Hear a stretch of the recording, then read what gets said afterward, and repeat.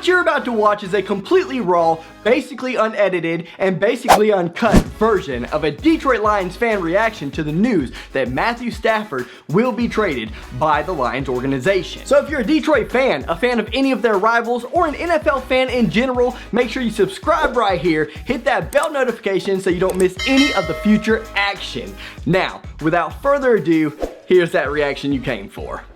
Enjoy. So it's finally happened. The day is here where Matthew Stafford is leaving Detroit. I can't say I'm surprised, but I can say I'm surprised. I know a lot of Lions fans can understand that statement exactly. It's just so weird. We knew this time could come, but part of us was like, man, if he hasn't left already, he may never leave. Here's my thoughts. I can't blame Matthew Stafford one bit. Let's just start there.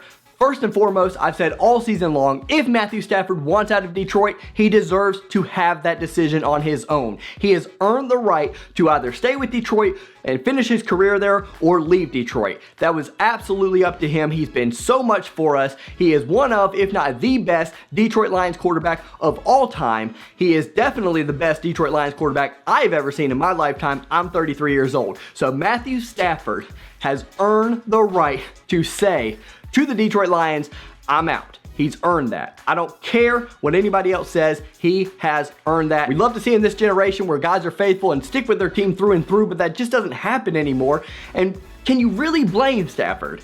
He wants to be a winner. He wants to prove himself. He wants to get rid of the rhetoric that he's a good quarterback, but not a great quarterback because he can't win. The only reason why he can't win is because he plays for the Detroit Lions organization. An organization that gets rid of a coach who takes his team to the playoffs 2 out of 4 seasons in Detroit. That is the organization we're talking about. Jim Caldwell was a good coach. If he was still coach today, Matt Stafford would probably have stayed in Detroit. But now here we are, completely going through a cycle over and over and over again. The writing's on the wall for Matthew Stafford and the rest of the Detroit Lions organization, fan base, everybody. The writing's on the wall. We're just going to continue to do the laundry. Let me just talk about this Dan Campbell hire very quickly.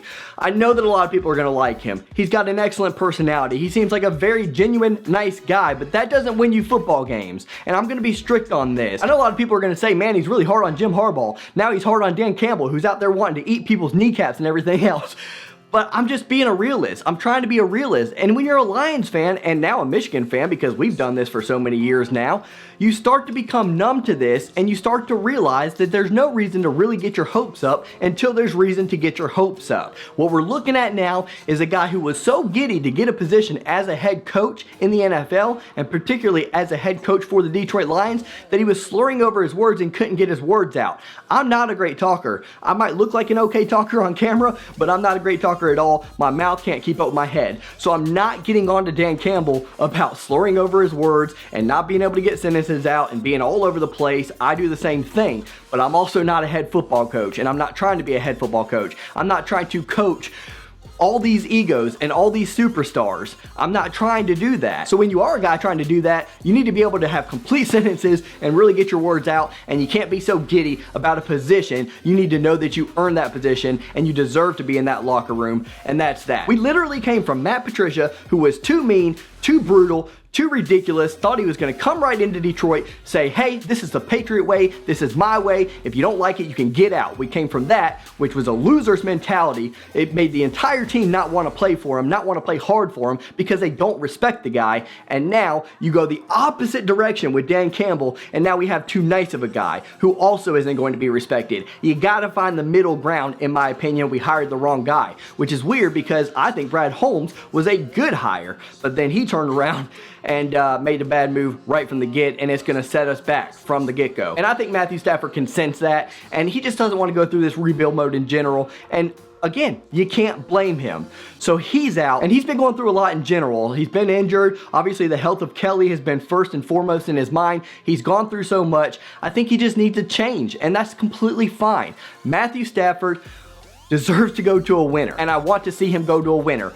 So let's talk about that, and then we'll end with where I think Detroit's going to go from here. Matthew Stafford, despite what everybody's going to try to tell you on the internet, is projected to get at least a first-round value in return for the Detroit Lions. So this is ultimately a good move for us. It is the right move. It's just really hard to say goodbye to a quarterback who has my heart.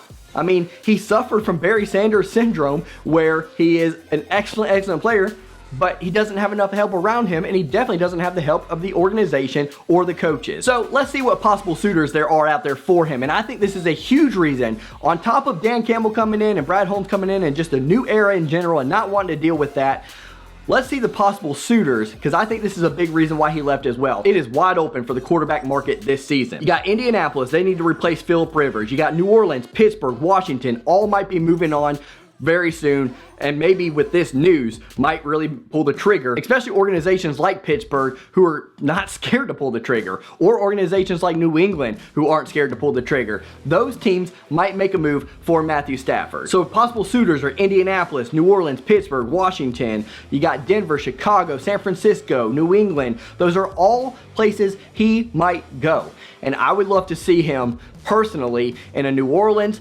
Patriots, or Pittsburgh uniform next season. Where do I think he's gonna go? No clue whatsoever. Why would I have a clue? I'm not an insider. This is an entertainment channel. We're not an information channel. We're all about entertainment. So where do I think he goes? I don't know. I have a hunch that it's going to be New Orleans.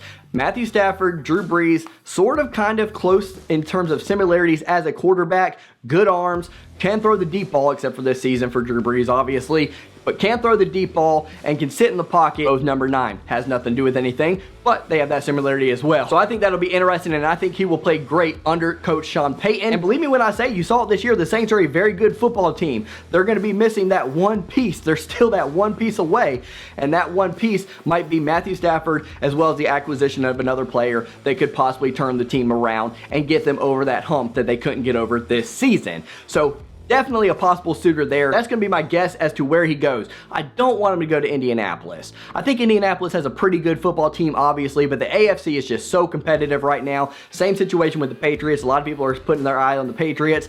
I think obviously that's a good organization, and they have a good football team. When you put Matthew Stafford in that position, I've always said that if Matthew Stafford had had the same kind of Patriots teams that Tom Brady had, don't know if he'd win as much, obviously, because Tom Brady just has that it factor in him, but he would have won some Super Bowls for sure. So now I just hope he goes to an absolute proven winner right here, right now. I want that to be New Orleans. Where does Detroit go? What do we do from here? Well, we're obviously going to get a first-round pick in place of Matt Stafford. Again, don't listen to anybody else on what they say. We might even get more value than that. You know why? Because so many teams are going to be vying for Matt Stafford that they're going to try to outdo the previous offer that was made for him. They're going to try to do everything they can to get a winner now. Matt Stafford is, what, 33 years old, I think he is? Somewhere around there. He's still young enough to get value for what he is. He's still a very good quarterback. I think his career in general is going to be shortened a little bit. He's gone through a little bit more injuries than most quarterbacks have. There's a span there where he went without it. We were worried about it early into his career.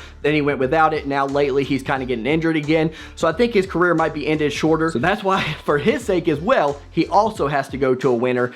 A winner needs him. He needs a winner, and I'm rooting completely for it. So Detroit's going to get good value in place of Stafford, possibly a first-round pick. So we're going to have 2 first-round picks. And we saw what Cleveland did with that. They've had first-round picks over time, and they've been able to trade it for more value and everything else, and they've kept some of those players, and they've turned the corner. They've made it to the playoffs and won a playoff game this season. So we are capable of doing it, and I think we can. I don't know if Dan Campbell's the guy to have... I just don't know if he's the guy that we should have hired. That's just plain and simple. So, yes, we can turn this team around. We just need to make smart moves. We need to make patient moves. We need to really think this through and make sure that we don't take the first offer that comes our way. I'm sure we're not going to. Be patient, wait, and then let Matt Stafford go to somewhere where he can be a winner and where we can be a winner. Make it mutually beneficial for both parties. I have faith we're going to do that. I really do. I do trust in Brad Holmes. Again, last time I'm going to say it, don't like his first coaching hire, but I do have faith in him as a general manager as a whole. So I'm looking forward to it. It's tough, man. It's tough to see Matt go.